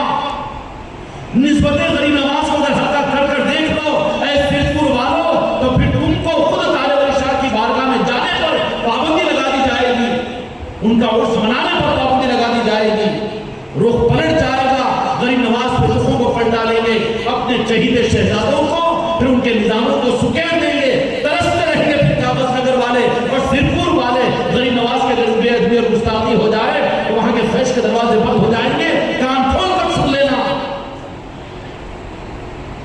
چونکہ یہ بات اتنی اجاگری کے ساتھ میں کاغذ نگر کی سرزمین پر اس لیے کہ عاشقین اولیاء کی سرزمین ہے، یہ عاشقین اولیاء کی سرزمین ہے، تم زبانوں سے نہیں بلکہ دل سے اولیاء سے محبت کرتے ہو، تاج الاولیاء سے محبت کرنے والے ہو، اور یہ سرزمین وہ سرزمین ہے جس پر فیضان اولیاء کا ہر زمانے کے اندر میں رہا، اور یہ کاغذ نگر وہ سرزمین ہے جہاں پر اولیاء کے چاہنے والوں کی کثرت ہے۔ ہم جانتے ہیں کہ اپنے اولیاء سے کیسے دل پھوٹ کر محبت کرنے والے ہیں، دوسرے علاقوں کے اندر وہ چیز نہیں ہے، لیکن کاغذ نگر کی خصوصیت یہ ہے، بہت خوشی ہوتی ہے کاغذ نگر سے میرے تاج الاولیاء تاج الورا کے عرس کے موقع پر یہاں سے صندل اور یہاں سے چادر پیش کی جاتی ہے، اور عقیدتوں کے اظہار کے ساتھ میں لوگوں کی والہانہ محبتوں کا یہ انداز کچھ عجیب ہے۔ مگر خبردار، کیونکہ وہ تو باادب لوگ ہیں، وہ نوازنے کے لیے اپنی اولاد کو اگر ادب سے دور ہو جائے تو اولاد کو اولاد نہیں مانتے۔ اگر کسی کے دل میں چوکھٹ غریب نواز کی عظمت ذرہ برابر کم ہوگی تو تاج الاولیاء اپنی چوکھٹ سے دھکیل دیں گے اسے۔ یہ حق کا نظام ہے، کیوں کہ جو ہمارے آقا کا نہیں وہ ہمارا کہاں، پھر آنے کے راستے بند کر دیے جائیں گے، مسدود کر دیے جائیں گے، پابندیاں لگ جائے گی۔ اب پھر آپ بکا کرتے رہو کہ تم سوچو کہ آخر وجہ کیا ہوئی، تو پتہ چل جائے گا کہ کسی نہ کسی رخ کے اعتبار سے اوپر کی نسبتوں میں کسی کی بے ادبی اور گستاخی۔ بھئی اولیاء کو مانا تو صحیح ہے، غوث و خواجہ کو مانا تو صحیح ہے، لیکن محرم کی محفل محرم کی مجلس سے اتنا زیادہ ضروری کہیں کیوں؟ بدعقیدوں کا ڈر ہے تجھے کہ وہ تجھے بھی شیعہ کہنا شروع کر دیں گے؟ ڈر ہے تو چڑیا پہن کر گھر میں بیٹھ، پھر آ کر تیری گردن کو دبائیں گے وہ۔ اگر علی کا خون اور نسبتیں اگر لیا ہوا ہے، غوث و خواجہ کی اگر نسبتیں تیرے پاس میں ہیں، تو پھر تجھے سپاہی بنا کر دنیا میں اجاگری کے ساتھ میں تجھے ہمت عطا کریں گے۔ پھر وہ تو لوگوں کو بتانے والا ہوگا، لوگوں کی سننے والا نہیں ہوگا، لوگوں کو مسخر کر دیا جائے گا، تیرے قدموں میں لا کر بٹھا دیا جائے گا، تیری دنیا پر چلے گی، دنیا کی تیرے اوپر نہیں چلے گی۔ لیکن یہ چیز کیوں پیدا ہوتی ہے؟ بہت اچھا لگتا ہے کہ بدعقیدوں کی برائیاں کی جائے، اور بہت اچھا لگتا ہے کہ ان پر تنقیدیں کی جائے۔ یہ بھی ضروری ہے کہ مرض سے واقف کرایا جائے، لیکن سوچ لینا کہ مریض سے نفرت کی اجازت نہیں ہے۔ مرض کی برائی ضرور بیان کرو تاکہ بچ جائے، یہ خدمت ہے بڑی، بدعقیدوں کی برائیاں اور وہابیوں نجدیوں کے ان عقیدوں کو کھول کر اپنی نسلوں کو تعلیمات دو، اپنے مسجد کی ممبروں سے سمجھاؤ، اور اپنے خاندان کو سمجھاؤ، اپنی اولادوں کو سمجھاؤ، یہ حق ہے، بالکل کرنا چاہیے۔ لیکن اس کا مطلب یہ نہیں کہ امت میں نفرت پیدا کر دی جائے، اسی کو اسلام سمجھ لیا جائے۔ لیکن تیری محبت بھی تو صحیح محبت نہیں ہے نا۔ تجھے اولیاء کی محبت اور اولیاء کی نسبت کی محفلیں اور مجلس سے اور اپنے اعتبار سے، اپنے مزاجوں کے اعتبار سے جو کچھ کرنا ہے کر لیتا ہے، لیکن اس سے آگے بڑھ کر محرم کی محفلیں کیوں ہماری سنی مسجدوں کے اندر میں، ہماری خانقاہوں کے اندر میں اور ہمارے اختیارات میں، ہمارے گھروں کے اندر میں محرم الحرام آ رہے ہیں سامنے، کتنی تیاریاں ہو رہی ہیں تمہارے ہمارے پاس میں، پھر اعتراض کیا جاتا ہے کہ ان کی مسجدوں میں، ارے ان کو ان کے ہاتھ پر چھوڑ دو۔ بھئی تمہارے گھروں کے ممبروں پر کس کی رکاوٹ ہے؟ تمہارے اختیار کی مسجدوں میں کس کی رکاوٹ ہے؟ تمہاری خانقاہوں میں کس کی رکاوٹ ہے؟ کیوں ہر خانقاہ میں، ہر مسجد کے اندر میں محرم الحرام کی 10 محفلیں روزانہ کیوں نہیں ہوتی؟ اس میں کس کی رکاوٹ ہے تمہیں؟ ہم کرنا تو شروع کریں، لیکن پتہ ہی چلے گا کہ ہمارا بھی کرنٹ کہیں پر کاربن آ گیا ہے، کہیں پر رک گیا ہے۔ اولیاء کے معاملات میں اگر صاف ہے، اولیاء کو اولیاء مانتے ہیں، لیکن ذرا اوپر اٹھ کر دیکھ لینا کہ کہیں غوث و خواجہ کے بارے میں تو نہیں ہے، وہاں پر بھی تو کہیں ڈسکنیکٹ نہیں ہو رہا ہے، کاربن نہیں آ رہا ہے۔ ہم چشتی ہے، قادریوں کو کیوں مانیں گے؟ وہ قادری نظام الگ ہے، چشتی نظام الگ ہے۔ ارے کاربن آ رہا ہے، الگ نہیں ہے، سارے مولا علی کا فیضان کا ایک فیض ہے، تو الگ کرنے والا کون ہے؟ کاربن کو صاف کر آگے بڑھ، آگے بڑھنے کے بعد پھر آئے گا شہداء کربلا کے تقدس کا معاملہ۔ تو ہر سنی مسجد کے اندر میں، ہر مرید کے گھر میں، ہر سنی کے گھر میں محرم کی مجلسوں کا بالاہتمام صرف چولہے اور چکی تک محدود نہیں ہونا، بلکہ اشتہار لگائیے کہ آج رحمان بھائی کے مکان کے اوپر یاد حسین کی محفل ہے اور لنگر بھی لٹے گا اور پوری عظمت میں مناقبتیں بھی پڑھی جائے گی اور پیغام کربلا امت کو دیا جائے گا اور مولا حسین کے احسانات کا تذکرہ کیا جائے گا۔ میدان شہداء کربلا کے ان سارے تذکروں کا کر کے امت و نسلوں کو واقف کروایا جائے گا۔ ہر گھر میں اگر ہونا شروع ہو جائے تو کیسی ہوگی رونقیں، ہوگی کہ نہیں ہوگی؟ یہ تو ہمارے اختیار میں ہے، مگر پتہ چلے گا ذرا کیوں جرأت تو نہیں کرتا حضرات کی خدمت میں، لیکن ضرور کہنا ہوں کہ کرنٹ کہاں رک رہا ہے، کاربن کہاں آ رہا ہے اور کہاں لائن ڈسکنیکٹ ہو رہی ہے۔ 1 میٹر پہ کے 2 میٹر پہ کے 4 میٹر پہ کے 5 میٹر پہ کھمبا اگر 50 میٹر کے اوپر ہو تو دیکھ لینا کہ جہاں وائر کٹا ہوا اس کو وائر صحیح کر لو، بات صحیح ہو جائے گی۔ ہوگا کہ نہیں ہوگا؟ اگر سپلائی نہیں ہو رہی ہے تو یقیناً کہیں نہ کہیں ڈسکنیکٹ ہے اور کہیں درمیان میں کرنٹ آ گیا ہے، اور کیا کہتے ہیں اس کو کہ وائر بریک ہو گیا ہے۔ پھر ہم کیوں محدود ہو جائے؟ کیوں محرم کی محفل ہمارے گھروں پر نہ ہو؟ اور محرم کی محفلیں بھی اگر ہو گئی ہے، کوئی توفیق مل گئی تو سید کائنات کی نسبت کی محفلیں کیوں نہیں؟ امام حسن علیہ السلام کی ولادت اور آپ کی شہادت کی نسبت پر محفلیں کیوں نہیں؟ یہاں بھی کلیئرنس مل گیا، یہاں کا بھی لائن اگر کریکٹ ہو گئی تو پھر آگے بڑھو کہ مولا کائنات مولا علی مشکل کشا علیہ السلام کی شہادت ہے، ولادت ہے، اور آپ کی مولائیت کے اعلان میں غدیر قم ہے، تو اس کے لیے اظہار نہیں کرتے اپنے گھروں میں، اپنی مسجدوں میں اور اپنے نظام، اپنے مریدوں کے اندر میں؟ تو مل جائے گا کہ ڈسکنیکٹ کہاں ہو رہا ہے اور کرنٹ بریک کہاں ہو رہا ہے۔ میرے بھائیوں، میں تمہارے پیروں پر ہاتھ رکھنے کو تیار ہوں، نہ کری ادھر ادھر کی باتیں، بتا یہ قافلہ کیسے لکھا، مجھے رہزنوں سے غرض نہیں، تیری رہبری سے سوال ہے۔ اگر ہم اپنے آپ کو اس کے لیے تیار کر لیں تو پھر اندھیرا اجالے کے سامنے ٹک نہیں سکتا۔ پھر سے تم اپنی کاغذ نگر میں اور تم اپنے دیہاتوں میں اور اپنے گھروں میں، اپنی آل اولاد کے اندر میں آج سے 50 سال پہلے کی ادب و احترام کی رونقیں، اولیاء کی محبتیں، ذکر و اذکار کے نظام، بزرگوں کے آستانوں سے وابستگی، ان کی برکات و خیرات کو خدا کی طرف تم اپنی آنکھوں سے دیکھ سکو گے۔ ڈسکنیکٹ ہم پہ ہیں، ہمارا ویر کہیں نہ کہیں بریک ہوا ہے۔ خانقاہ محمدی کا نظام اس بریک کو صحیح کرنے کی دعوت دیتا ہے۔ پنجتن پاک پر بھی اگر صحیح ہو گیا شکر ادا کرو، پھر آگے بڑھو۔ اب آگے کی منزل جو رہے گی وہ مولا علی بڑھائیں گے، اس لیے کہ ہماری اوقات نہیں کہ رب کے محبوب کی بارگاہ ہم بے ادب بن کر پہنچ جائے۔ پہلے تو ادب سکھائیں گے مولا علی کی بارگاہ میں، یہاں تیار کیا جائے گا، یہاں پر سنوارا جائے گا، یہاں پر سکھایا جائے گا، اولیاء کے آستانوں میں ان کے ادب و احترام میں قابل بنایا جائے گا، نعرہ پاک مصطفیٰ کے ادب و احترام کے قابل بننے کے لیے وہاں تیار کیا جائے گا۔ اس کے بعد مولا علی ہے کہ نعرہ پاک مصطفیٰ مدینہ منورہ کو بھیجیں گے۔ بات بن گئی، کام ہو گیا، کام ہو گیا۔ اور وہ تربیت کے نظام کے لیے امت کو دو جہاں کے مالک میں آقا نے پریکٹیکلی جو نظام دیا، جو یونیورسٹی دی اور جو سلیبس اور جو کورس دیا، وہ کورس کا نام، وہ یونیورسٹی کا نام، میرے دوستوں، میرے عزیزوں، میرے قابل قدر، میرے بزرگوں، مجھے معاف کرنا، وہ صفہ چبوترا تھا۔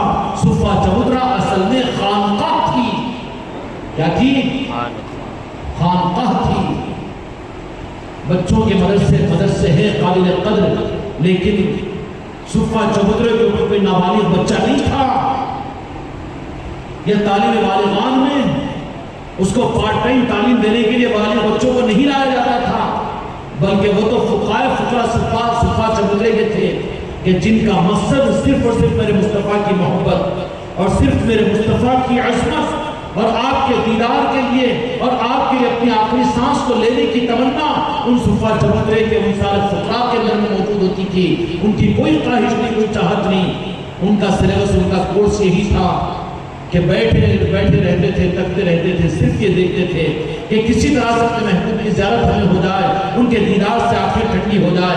میرے آقا تشریف لائے تھے تو نظروں سے دیکھ کر یہ کہتے تھے کہ نہ پیاز باقی ہے، نہ کھانا باقی ہے، نہ کوئی اور یاد ہمیں باقی ہے، بلکہ صرف اور صرف میرے آقا کی دیدار سے ان کی ساری ضرورتوں کو پس پش ڈال دیتے تھے۔ یہ تھا سلیبس صفہ چبوترے کا، اور یہ پہلی خانقاہ تھی جو میرے مصطفیٰ نے مدینہ منورہ میں تیار کی تھی۔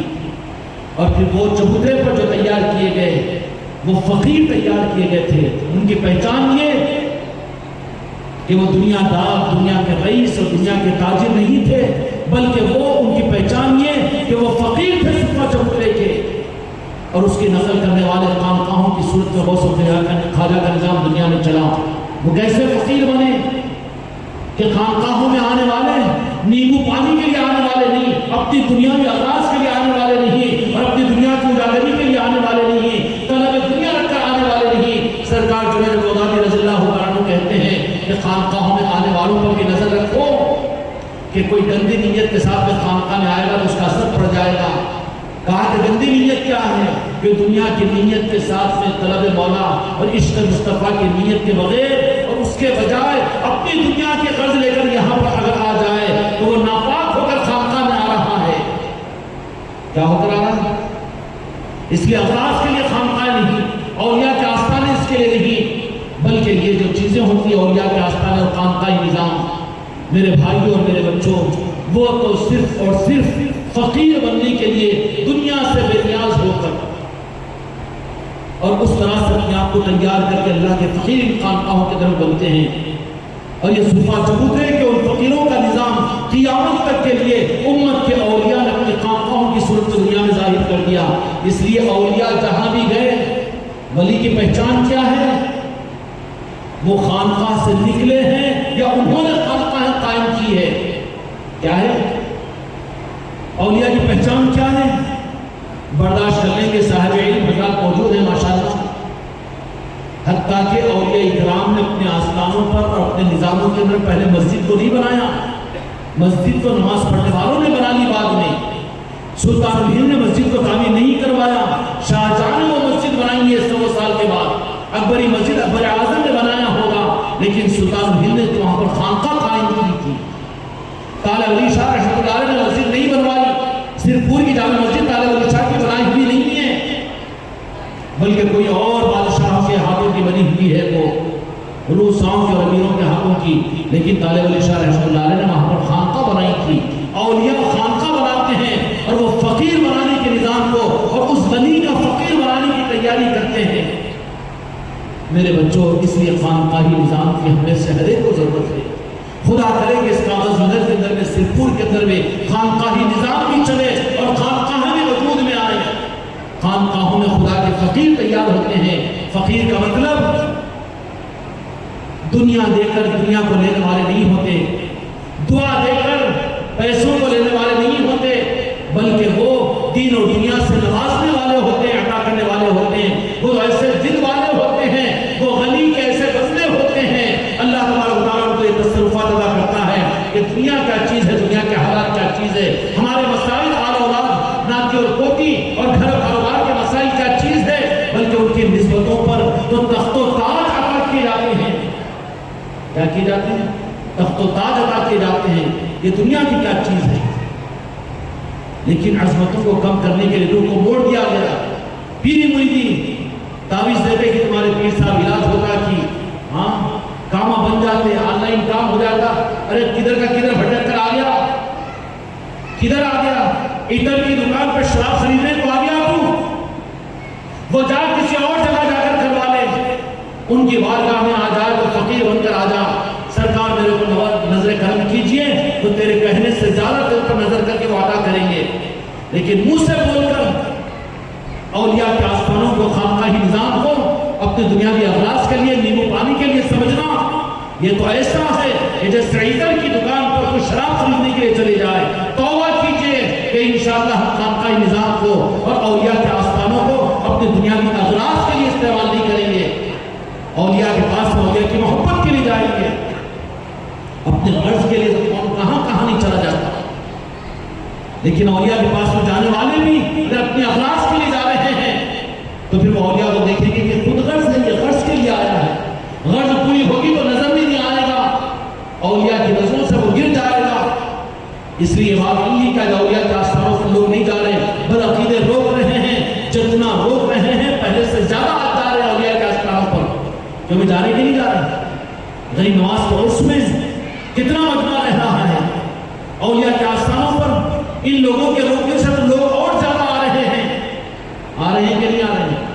لیکن وہ فیض اور وہ نظام ان بزرگوں کا کیوں نہیں مل رہا؟ اس کی وجہ کہ جانے والے اپنے غرض کے لیے دنیا کی درخواست لے کر جاتے ہیں، نیمبو پانی کے نظام یا اپنی منت و مرادوں کے لیے یا اپنے اغراض دنیا کے لیے، ان کی محبتوں میں جانے والے۔ پہلے لوگ کم جاتے تھے لیکن ان کی محبتوں میں جاتے تھے، خدا کی قسم ان کے آستانوں سے ولایت ملتی تھی۔ اور اب جانے والے زیادہ ہیں، کم نہیں ہیں، لیکن جانے والوں میں سے وہ حقیقی خیرات کیوں نہیں مل رہی وہاں سے؟ اس لیے کہ جانے والوں کی نیت اور رخ بدل گیا ہے۔ غریب نواز کے پاس بھی جائیں گے تو کاموں بنانے کے لیے، منتوں کو پورا کر لینے کے لیے، محبت میں جانا سیکھو۔ محبت میں اگر جاؤ تو باپ کی محبت میں جاؤ تو باپ کو تمہارا جیب خریدے گا اگر ضرورت ہے تمہیں، بجائے اس کے مطلبی بن کر باپ کے پاس میں گیا تو دیکھ لے گا کہ بیٹا اس کو ضرورت پڑی تو چاہتا میرے پاس میں، نظر سے گرے گا کہ نہیں گرے گا؟ اولیاء کی نظر سے گرے تو رب بھی کو اپنی نظر میں نہیں لیتا، اس لیے اولیاء کے پاس میں جا کر بھی خدا کی نظر سے گر جاتا ہے، پھر یہ بدعقیدہ بن جاتا ہے۔ پھر اولیاء کے پاس میں جانے والا یہ مرید اور یہ خلیفہ اور یہ پیر، ہم کو نماز کی ضرورت نہیں، ہم کو روزے کی نہیں، ہم کو شریعت کی نعوذ باللہ ضرورت نہیں، ہم کو دین اور سنتوں پر عمل کی ضرورت نہیں، ایسا یہ بدعقیدوں کا باپ بن جاتا ہے۔ ہم بغیر نماز کی جنت پہ چلے جائیں گے، ہمارا پیر ہم کو جنت میں لے کر چلا جائے گا، ہم کو سنت اور شریعت کی ضرورت نہیں، ایسا بدعقیدوں کا باپ بن جاتا ہے۔ یہ ہوتا ہے کہ نہیں ہوتا؟ جانے والا تو ایسے کیسے ہو رہا ہے؟ جانے والا اس لیے ہو رہا ہے کہ ان کی نظروں سے گر گیا ہے تو پھر تیرا آنا ان کو کھٹکے گا، تو پھر تیرے اطراف میں سے مخالفین کو پیدا کر دیں گے کہ تو ان کی چوکھٹ پر جانے سے بھی ڈرے گا۔ ارے بھائی تم تو سنی ہے اور تم تو پیر ہے، تم تو خانقاہ والے ہیں، مگر وہ اولیاء کے آستانے پر کیوں نہیں جا رہے اور وہاں پر کیوں نہیں ہو رہا؟ نہ کوئی ذرا ماحول اچھا کیجیے، ہو گیا آنے سے رکوا رہے ہیں، وہ قصور کیا ہے، کہاں بریک ہوا؟ اس لیے کہ اولیاء کے پاس محبت کے ساتھ میں نہیں بلکہ غرض کے لیے جانا چاہا تو نہیں۔ اس لیے میرے بچوں، اولیاء کے آستانوں پر جانے کے بعد بھی اگر غرض کو رضیان ملاؤ تو فیض اگر بریک ہو جائے تو کرنٹ سپلائی نہیں ہوگا، ولایت کیا ملتی ہے، بلکہ بدعقیدہ بن جاؤ گے، وہاں پر تم بے دین بن جاؤ گے، زندیق بن جاؤ گے۔ وہ سیدھا یہ کہنے کا کہ ہم طریقت والے ہیں، ہم کو نماز پڑھنے کی کوئی ضرورت نہیں، نعوذ باللہ ریاض باللہ۔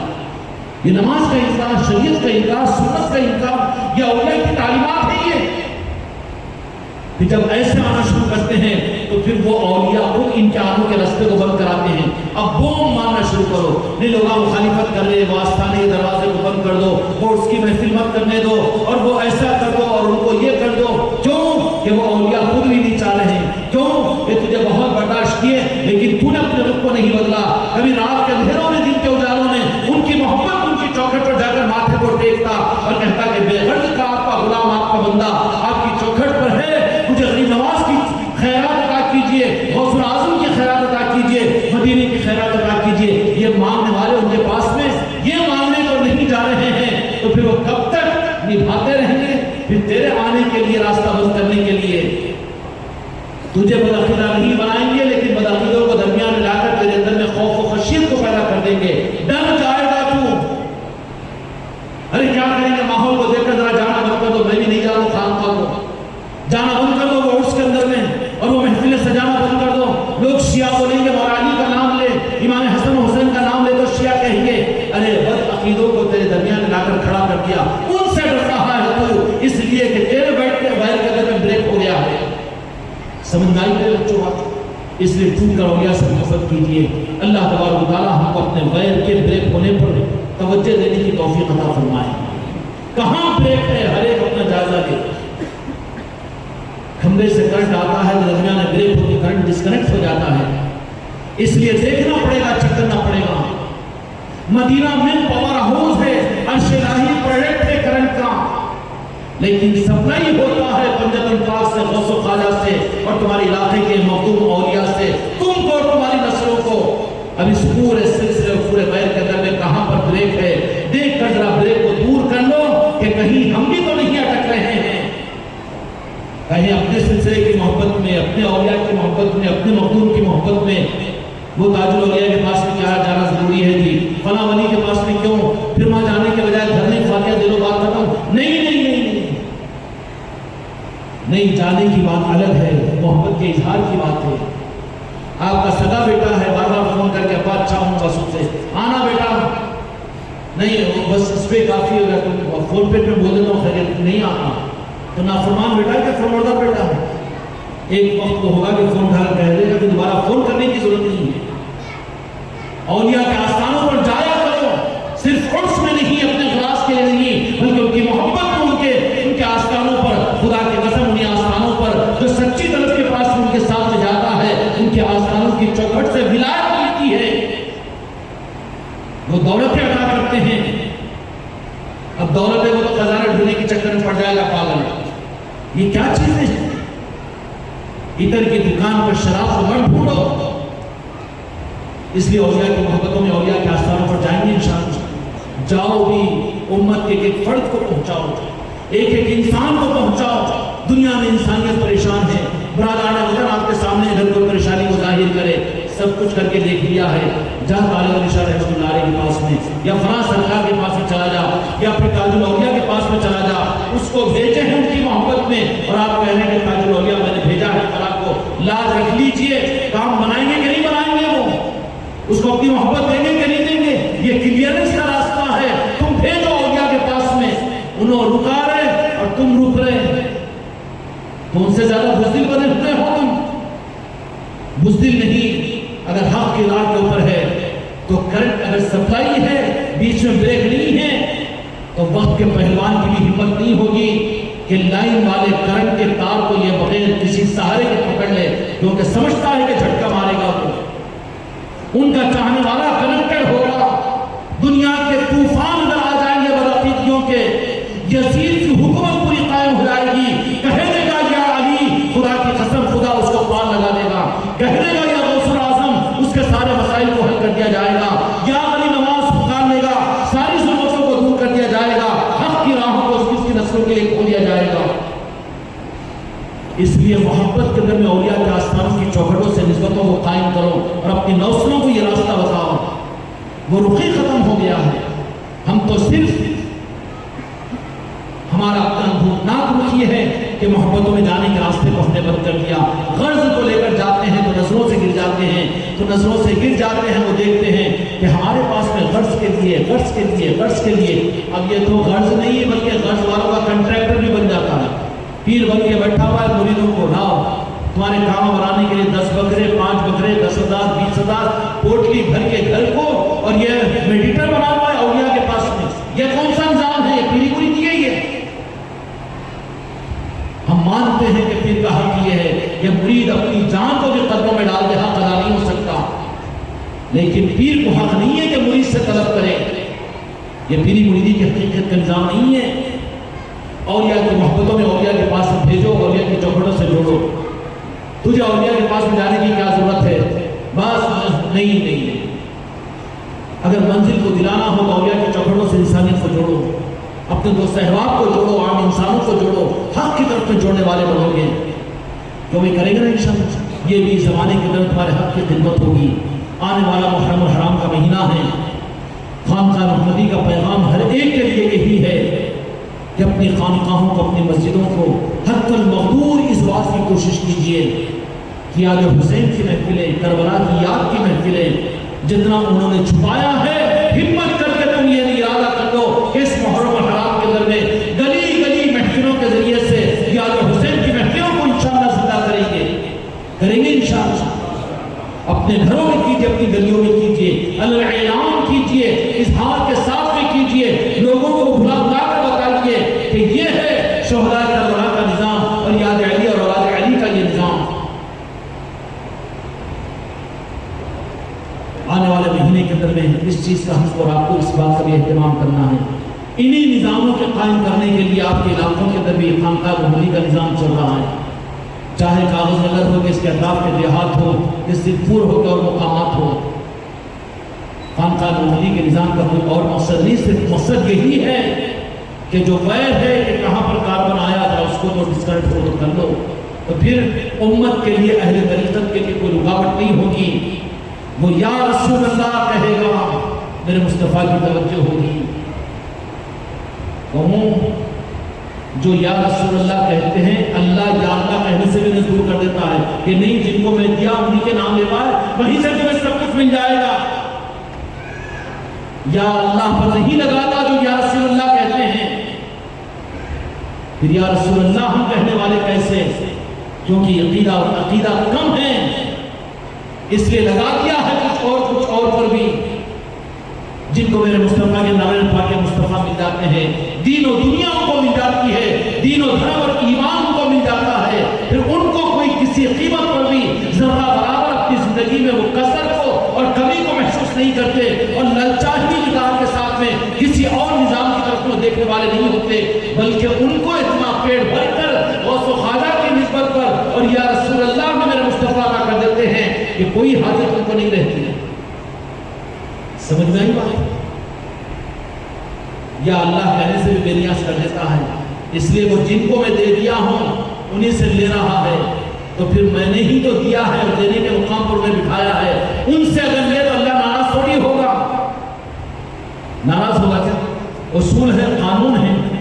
وزیر اعظم یقیناً وہ ملک کا وزیر اعظم ہوتا ہے، لیکن اس کی تنخواہ بھی فائنانس منسٹر کی دستخط سے پاس ہوتی ہے.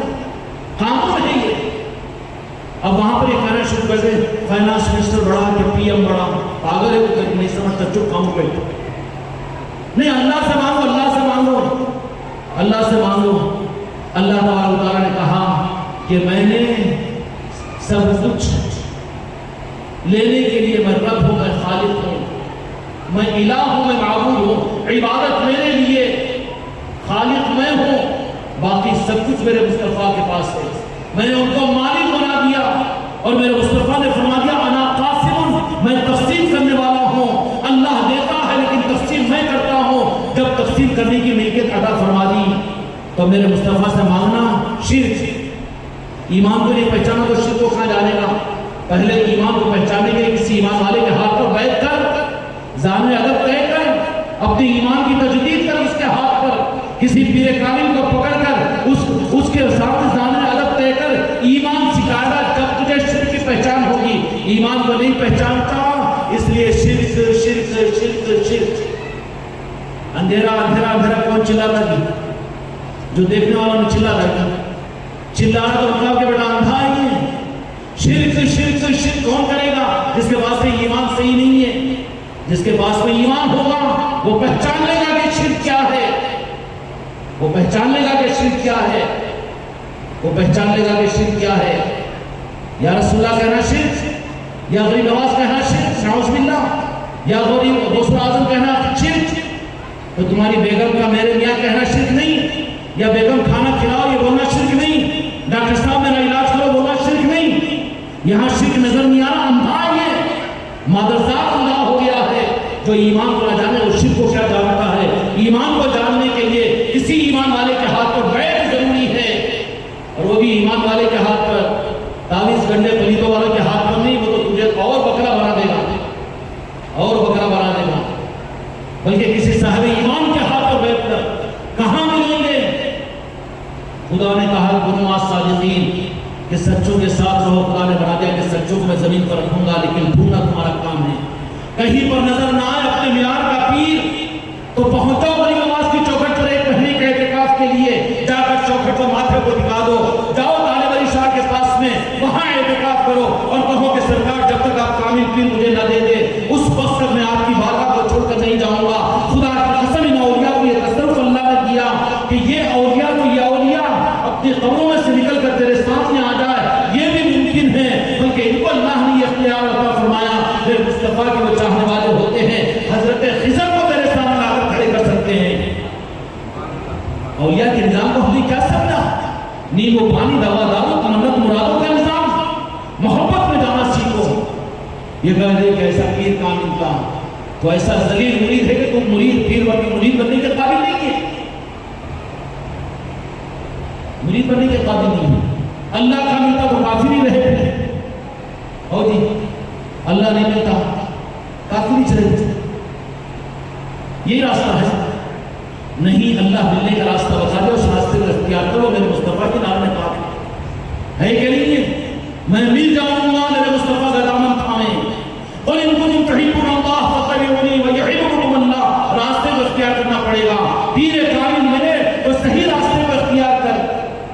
جیسے وہ ایسے فرشتے ہیں بیٹا، دنیا کا بندہ مرید بنتا بھی ہے تو دنیا کے کاموں کے لیے، نیمو پانی کے لیے، مسائل کے حل کرنے کے لیے اس کو سچا پیر کا ملتا، وہی گول گھمانے والا ملتا رہتا ہے، وہیں رہتا ہے۔ اب ان کو دیکھ کر سارے پیروں کو دیکھ لیا، پیروں کو دیکھ لیا، پیر کو کہاں دیکھا تو دیکھا تو ان کے قدموں کو چھوڑ کر تیرا سر اٹھانا مشکل ہو جاتا ہے۔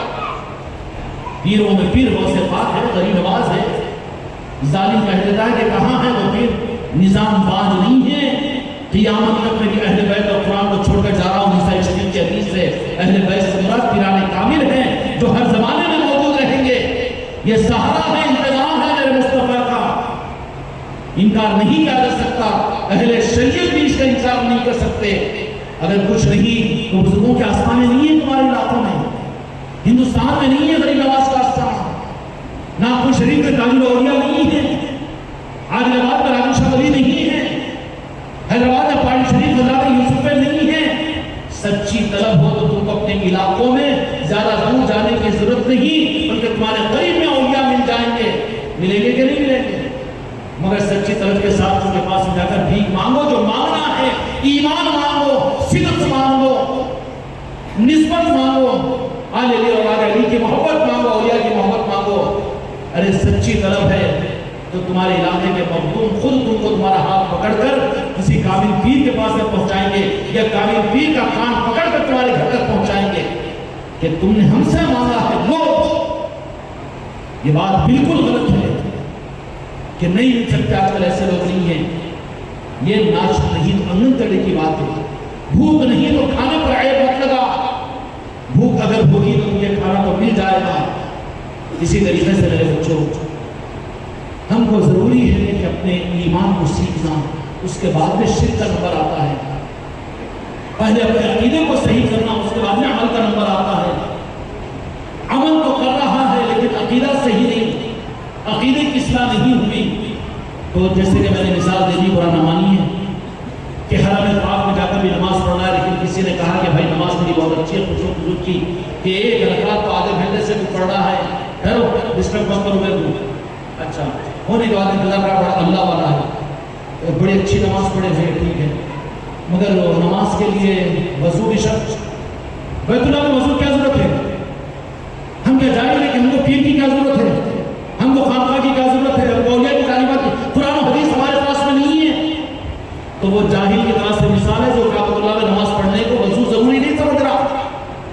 بغیر وضو کے ہوگی کعبۃ میں نماز؟ نہیں ہوگی۔ ایسے ہی دین قابل قبولیت کے مقام پر نہیں پہنچ سکتا۔ نمازی نماز پڑھ کر جنت میں نہیں آ سکتا، پورے دین پر چل کر دیندار جنت میں نہیں جا سکتا اگر اس کے اندر میں بغض علی اور عناد علی اگر ہو، آل رسول کے ساتھ میں عداوت ہو تو یہ وضو ہے شریعت کا، اور یہ وضو ہے اپنی ایمان کی طاقت کا۔ اس لیے میرے بھائیوں اور میرے دوستوں، اللہ تعالیٰ ہم کو اور آپ کو اپنے فکر کی توفیق عطا فرمائیں، اس کو نشانہ دوسروں کی طرف مت بناؤ، اپنی ذات کے لیے بناؤ۔ یہی پیغام خانقاہ محمدی کا ہے۔ اللہ تعالیٰ ہم کو اور آپ کو اس پیغام کے سمجھنے کی توفیق عطا فرمائیں۔ آنے والا مہینہ محرم الحرام کا ہے، نیت و ارادے کیجئے کہ گلی گلی میں یاد حسین کی محفلوں کو قائم کریں گے، لنگر حسین کو لٹائیں گے، اور یاد حسین کو آنے والی نسلوں کو ان کا طریقہ بتائیں گے، اور ان کی محبتوں کو ان کے دلوں میں پیدا کریں گے۔ تو بھی کرو گے نا انشاءاللہ؟ میں آپ حضرات کو دعوت دیتا ہوں کہ 10ویں محرم کو شہادت حسین کے عنوان پر خانقاہ محمدی اجمیری نصرتی عادل آباد کے اندر بڑی محفل بھی ہوتی ہے۔ آپ حضرات وہاں بھی تشریف لائے، اپنے اپنے علاقوں کی خانقاہوں کے اندر میں بڑی عظمتوں کے ساتھ اس محفلوں کو قائم کیجئے، اور اسی کے ساتھ اپنے گھروں کے اندر میں یاد حسین کی محفلوں کو قائم کیجئے۔ کرو گے نا انشاءاللہ؟ اور پھر اسی کے ساتھ میں پھر یہ چیزیں ہوگی تو پھر بھائی کوئی دیر نہیں کہ تمہارے غیر کے اندر میں جہاں بریک ہو رہا ہے اس کو تھوڑا سا ہمت کر کے کاٹ کے کنیکٹ کر لو، تو مدینے کا نور بھی تم کو ملے گا، قرآن کا حق بھی تم کو ملے گا، اور سب کچھ بھی تم کو ملے گا۔ اور سب سے آخر میں میرے آقا دو جہاں کے مالک محمد رسول اللہ صلی اللہ علیہ وسلم کہہ دیں گے، گناہگار ہے اللہ تیرا، نافرمان ہے تیرا، لیکن امتی تو ہے میرا۔ چاہتے ہو کہ نہیں چاہتے ہو؟ اور میرے مصطفیٰ نے فرما دیا کہ جو میرے اہل بیت کے ساتھ عداوت کرے وہ میرا نہیں، سوہن دور کر دیں گے۔ اہل بیت کی محبت کو جذبات کی، مسلک و جماعت کی چیز نہیں ہے، ایمان کی، اسلام کی طہارت موضوع ہے۔ اس کو اس کے مسلک و جماعت کا عنوان مت بناؤ، ہر کلمہ پڑھنے والے کو ایک چیز دینے کی کوشش کرو۔ اللہ تعالیٰ اس کی فکر کی توفیق ہمیں عطا فرمائے۔ جہاں خانقاہ اس کا اہتمام کرو، اپنے گھروں کے اندر اس طرح کی محفلوں کو قائم کرو، کریں گے انشاءاللہ۔ 3 مرتبہ